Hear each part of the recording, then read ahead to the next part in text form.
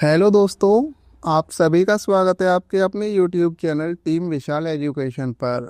आज की इस वीडियो में हम प्रागैतिहासिक काल से संबंधित टॉप 30 मोस्ट इम्पोर्टेंट क्वेश्चन करने वाले हैं। और ये वीडियो का पार्ट 2 है जिसमें प्रतियोगी परीक्षाओं में बार बार पूछे जाने वाले प्रश्न शामिल किए गए हैं। अगर आप किसी भी एग्जाम की तैयारी कर रहे हैं तो ये वीडियो आपके लिए काफ़ी ज़्यादा यूजफुल रहने वाली है। इसलिए वीडियो को आप शुरू से लेकर अंत तक जरूर देखें, क्योंकि हर प्रश्न आपके एग्जाम में काम आ सकता है। तो बिना किसी देरी के चलिए शुरू करते हैं आज के पहले प्रश्न से। प्रागैतिहासिक काल को मुख्यतः कितने भागों में बांटा गया है? इस प्रश्न का राइट आंसर है दोस्तों ऑप्शन बी, 3 भागों में बांटा गया है। दोस्तों, प्रागैतिहासिक काल को मुख्यतः 3 भागों में बांटा गया है। पहला पुरापाषाण काल, दूसरा मध्यपाषाण काल और तीसरा नवपाषाण काल। और इसके बाद ताम्रपाषाण काल आता है, जिसे सामान्यतः प्रागैतिहासिक काल का भाग न मानकर संक्रमण काल माना जाता है। नेक्स्ट प्रश्न है, प्रागैतिहासिक काल का कौन सा चरण फूड गैदरिंग स्टेज कहलाता है? तो राइट आंसर है इस प्रश्न का ऑप्शन सी, पुरापाषाण काल। पुरापाषाण काल को फूड गैदरिंग स्टेज कहा जाता है और इस समय मानव शिकार करता था, जंगलों से फल, कंदमूल और बीज एकत्र करता था तथा पूरी तरह प्रकृति पर निर्भर रहता था। और इस काल में कृषि और पशुपालन का विकास नहीं हुआ था। मध्यपाषाण काल में मानव ने सबसे अधिक किसका उपयोग किया? तो राइट आंसर है इस प्रश्न का ऑप्शन बी, सूक्ष्म पत्थर के औजार। दोस्तों, मध्यपाषाण काल में मानव ने सबसे अधिक सूक्ष्म पत्थर के औजार का उपयोग किया। ये औजार आकार में छोटे, हल्के और तेज होते थे, जिनका उपयोग शिकार, मछली पकड़ने तथा दैनिक कार्यों में किया जाता था। नवपाषाण काल को किस नाम से भी जाना जाता है? इस प्रश्न का राइट आंसर है दोस्तों ऑप्शन बी, खाद्य उत्पादन काल।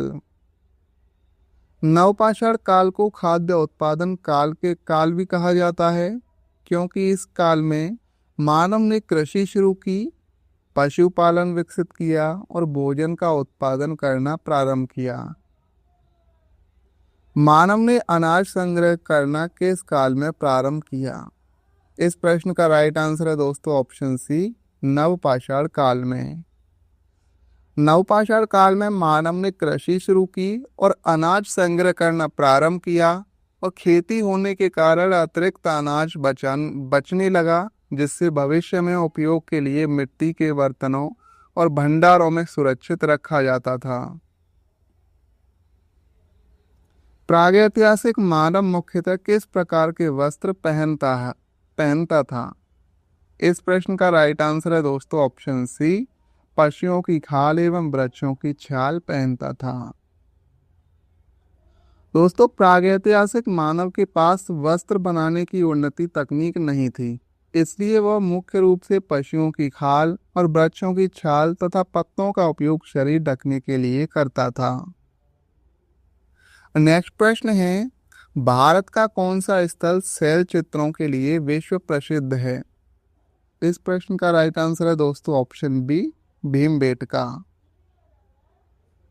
भीमबेटका भारत का वह पुरातात्विक स्थल है जो प्रागैतिहासिक शैल चित्रों के लिए विश्व प्रसिद्ध है। यहाँ की गुफाओं में मानव द्वारा बनाए गए चित्रों में शिकार के दृश्य, नृत्य, पशु पक्षियों के चित्र तथा दैनिक जीवन की झलक मिलती है। नवपाषाण काल का प्रमुख औजार कौन सा था? तो इसका राइट आंसर है घिसे एवं चमकाए गए पत्थर के औजार। नवपाषाण काल की सबसे प्रमुख विशेषता घिसे और चमकाए गए पत्थर के औजार थे। इन औजारों का उपयोग पेड़ काटने, कृषि कार्य, लकड़ी का काम तथा दैनिक जीवन के अन्य कार्यों में किया जाता था। प्रागैतिहासिक मानव द्वारा बनाए गए चित्र मुख्यतः किससे संबंधित थे? तो ये थे ऑप्शन बी, शिकार से संबंधित। प्रागैतिहासिक मानव द्वारा बनाए गए शैल चित्रों में मुख्य रूप से शिकार के दृश्य दिखाई देते हैं। इस चित्र में जंगली पशु, शिकार करते हुए मानव, समूह में शिकार तथा दैनिक जीवन के दृश्य अंकित किए गए हैं। नेक्स्ट प्रश्न है, मानव ने सबसे पहले किस प्रकार के घर बनाए? राइट आंसर है इस प्रश्न का ऑप्शन सी, झोपड़ियां। प्रारंभिक मानव पहले गुफाओं में रहता था, लेकिन नवपाषाण काल में स्थायी जीवन शुरू होने पर उसने घास फूस, लकड़ी और मिट्टी से झोंपड़ियां बनानी शुरू की। दक्षिण भारत का प्रसिद्ध नवपाषाण स्थल कौन सा है? ब्रह्मगिरी, हड़प्पा, लोथल या फिर धोलावीरा? इस प्रश्न का राइट आंसर हो जाएगा दोस्तों ऑप्शन ए, ब्रह्मगिरी। ब्रह्मगिरी दक्षिण भारत का एक प्रमुख नवपाषाण कालीन पुरातात्विक स्थल है और यह कर्नाटक में स्थित है और यहाँ से नवपाषाण संस्कृति, पत्थर के औजार और कृषि एवं पशुपालन के प्रमाण प्राप्त हुए हैं। नवपाषाण काल में मानव का प्रमुख व्यवसाय क्या था? तो राइट आंसर है इस प्रश्न का ऑप्शन बी, कृषि एवं पशुपालन। नवपाषाण काल में मानव का प्रमुख व्यवसाय कृषि एवं पशुपालन था और इसी काल में मानव ने खेती करना शुरू किया, पशुओं को पालना शुरू किया और स्थायी बस्तियों में रहना प्रारंभ किया। किस काल में मनुष्य ने भोजन का उत्पादन प्रारंभ किया? तो राइट आंसर है इस प्रश्न का दोस्तों ऑप्शन सी, नवपाषाण काल। नवपाषाण काल में मनुष्य ने भोजन का उत्पादन प्रारंभ किया और इसी काल में कृषि की शुरुआत हुई, पशुपालन का विकास हुआ और मानव ने स्थायी बस्तियां बसाई। प्रागैतिहासिक मानव की सबसे बड़ी खोज किसे माना जाता है? तो राइट आंसर है इस प्रश्न का ऑप्शन सी, आग को। प्रागैतिहासिक मानव की सबसे बड़ी खोज आग मानी जाती है और आग की खोज से मानव को अनेक लाभ मिले। भोजन पकाना शुरू हुआ, ठंड से सुरक्षा मिली, जंगली जानवरों से बचाव हुआ और रात में प्रकाश की व्यवस्था हुई। ताम्रपाषाण काल में मुख्य रूप से किस धातु का प्रयोग हुआ? तो राइट आंसर है दोस्तों ऑप्शन बी, तांबा का। ताम्रपाषाण काल में मुख्य रूप से तांबे का प्रयोग किया गया और इस काल में तांबे और पत्थर दोनों के औजारों का उपयोग होता था। इसी कारण इसे ताम्रपाषाण काल कहा जाता है। भारत में ताम्रपाषाण संस्कृति का प्रमुख केंद्र कौन सा था? इस प्रश्न का राइट आंसर है दोस्तों ऑप्शन ए, आहड़। आहड़ भारत की ताम्रपाषाण संस्कृति का एक प्रमुख केंद्र था। यह राजस्थान के उदयपुर जिले में स्थित है। यहाँ से तांबे के औजार, काले लाल दांड तथा कृषि एवं पशुपालन के प्रमाण मिले हैं। आहड़ संस्कृति किस राज्य से संबंधित है? इस प्रश्न का राइट आंसर हो जाएगा दोस्तों ऑप्शन बी, राजस्थान। आहड़ संस्कृति का संबंध राजस्थान से है। इसका प्रमुख स्थल आहड़ है, इसलिए इसे आहड़ बनारस संस्कृति भी कहा जाता है। यह ताम्रपाषाण कालीन संस्कृति थी, यहाँ से तांबे के औजार, काले लाल मृदांड और कृषि और पशुपालन के प्रमाण प्राप्त हुए हैं। मालवा ताम्रपाषाण संस्कृति का प्रमुख स्थल कौन सा है? इस प्रश्न का राइट आंसर है दोस्तों ऑप्शन बी, नवदा टोली। जॉर्वे संस्कृति किस राज्य से संबंधित है? राइट आंसर है ऑप्शन बी, महाराष्ट्र से। जॉर्वे संस्कृति का संबंध महाराष्ट्र से है। यह ताम्रपाषाण कालीन संस्कृति थी और इसका नाम जॉर्वे नामक स्थल के आधार पर पड़ा और इसके प्रमुख स्थल हैं जॉर्वे, इनाम गांव, नेवासा और दाइमाबाद। जॉर्वे संस्कृति का प्रमुख स्थल कौन सा है? राइट आंसर है इसका ऑप्शन ए, इनाम गांव। इनाम गांव जॉर्वे संस्कृति का सबसे प्रमुख पुरातात्विक स्थल माना जाता है। यह महाराष्ट्र के पुणे जिले में स्थित है और यहाँ से ताम्र पाषाण कालीन बस्तियां, तांबे के औजार, कृषि एवं पशुपालन के प्रमाण तथा मकानों के अवशेष प्राप्त हुए हैं। मध्य पाषाण काल के प्रसिद्ध स्थल बागोर किस राज्य में स्थित हैं? तो राइट आंसर है दोस्तों इस प्रश्न का ऑप्शन बी, राजस्थान। यह राजस्थान के भीलवाड़ा जिले में कोठारी नदी के किनारे स्थित है। यहाँ से माइक्रोलिथ, पशुपालन के प्रारंभिक प्रमाण तथा मानव बस्ती के अवशेष प्राप्त हुए हैं। लंगनाज मध्य पाषाण स्थल किस राज्य में स्थित है? तो राइट आंसर है दोस्तों इस प्रश्न का ऑप्शन ए, गुजरात। सराय नाहर राय प्रागैतिहासिक स्थल किस राज्य में स्थित है? राइट आंसर है ऑप्शन ए, उत्तर प्रदेश में। महदहा प्रागैतिहासिक स्थल किस राज्य में स्थित है? तो इसका राइट आंसर है दोस्तों ऑप्शन बी, उत्तर प्रदेश में।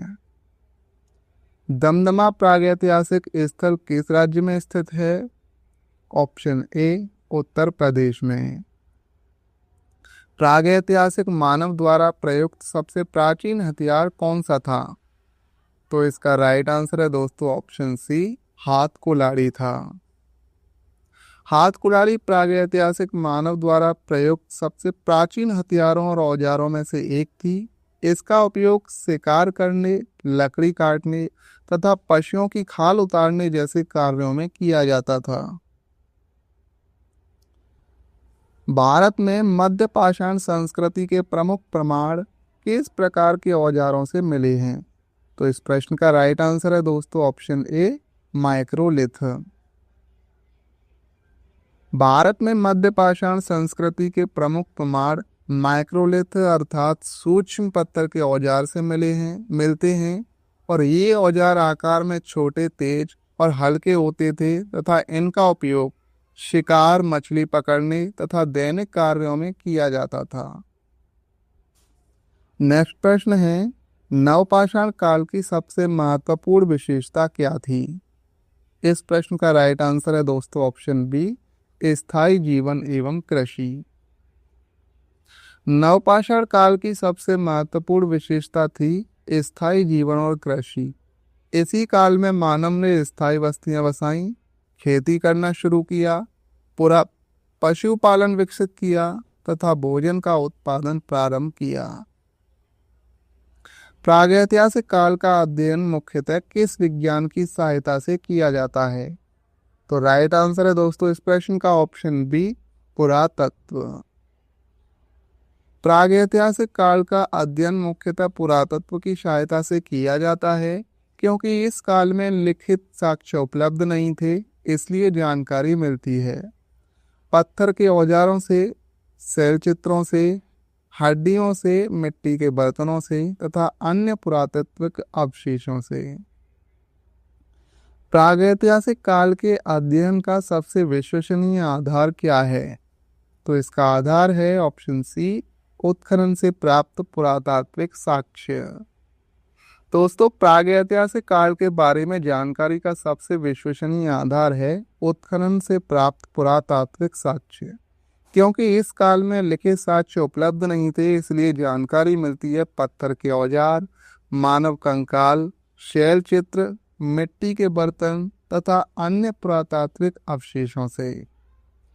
तो दोस्तों, आज की इस वीडियो के पार्ट 2 में हमने प्रागैतिहासिक काल से संबंधित टॉप 30 मोस्ट इम्पोर्टेंट क्वेश्चन को कवर किया है। अगर ये वीडियो आपके लिए हेल्पफुल रही हो तो वीडियो को लाइक करें, शेयर करें और चैनल को सब्सक्राइब करना ना भूलें। अगर आपने इस वीडियो के पार्ट 1 को नहीं देखा है तो आप उसे ज़रूर देखिए और पार्ट 1 का लिंक आपको इस वीडियो के डिस्क्रिप्शन में मिल जाएगा। तो चलिए मिलते हैं एक और नई वीडियो के साथ। धन्यवाद। जय हिंद।